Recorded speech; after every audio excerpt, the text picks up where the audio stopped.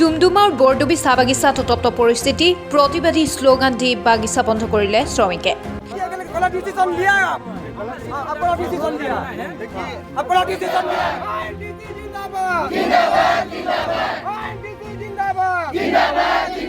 উপ কৰ্মচাৰীৰ খালী পদ পূৰণ শ্ৰমিকৰ গেছিউটি ভৱিষ্যত নিধি ধন সোনকালে মোকলাই দিয়াৰ লগতে মুঠ 10 দফীয়া দাবীৰে শ্ৰমিকে বাগিচা বন্ধ কৰি কলঘৰৰ সন্মুখত বিভিন্ন শ্লোগান দি তীব্ৰ প্ৰতিবাদ সাব্যস্ত কৰে।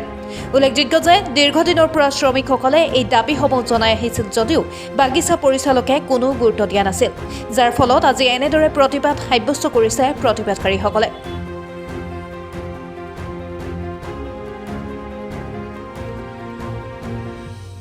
আজি আমার হঠাৎ ফ্যাক্টরি অর্থাৎ আমার বাগিচা বন্ধ করার এটাই উদ্দেশ্য হয়েছে বিগত বহুত বছরলৈকে আমার বাগিচা ফ্যাক্টরি বাগিচা মেডিকেল ইত্যাদি যিবিলাক সমস্যা আছে এই সমস্যার বিলাকৰ প্ৰতি আমি বাৰে বাৰে আমি ম্যানেজাৰ পক্ষক আমি আবেদন জনাইছো দাবী জনাইছো আমাৰ সমস্যাবিলাক সমাধান কৰিব লাগে বুলি আলোচনাও কৰি আহিছো, কিন্তু তেখেতসকলে চুক্তিও দিছে আৰু কিন্তু এতিয়ালৈকে আমাৰ জ্বলন্ত সমস্যাবিলাক সমাধান কৰিবলৈ একো পদক্ষেপ গ্ৰহণ কৰা নাই। সেয়ে আমি অতিকৈ বিক্ষোভ হৈ আমি আজিৰ এই ধাৰণা কাৰ্যসূচী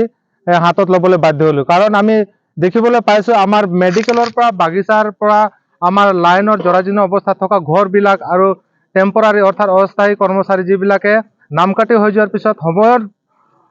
মতে সিহঁতে যিবিলাক সেটেলমেণ্ট বা PF পইচাবিলাক ধনবিলাক পাব লাগে সেইবিলাকৰ পৰা সিহঁতে বঞ্চিত হৈ আছে। লাইনবিলাকৰ ঘৰবিলাক জৰাজীৰ্ণ অৱস্থাত আছে, সেইবিলাক মেৰামতি কৰি দিব লাগে, সেইবিলাকো এতিয়ালৈকে হ'ব পৰা নাই। আমাৰ গেৰেজৰ পৰা আমাৰ ফেক্টৰীত প্ৰত্যেকটা এনেকা ডিপাৰ্টমেণ্ট আছে য'ত নেকি পদসমূহ খালী হৈ আছে, সেই পদসমূহ অতি শীঘ্ৰে পূৰণ কৰি দিব লাগে, ফিল আপ কৰিব লাগে সেই বুলি আমি দাবী জনাই আছো। কিন্তু আমাৰ এই মেনেজাৰে অহাৰ পিছত প্ৰত্যেকটা সমস্যাতে আমাক মানে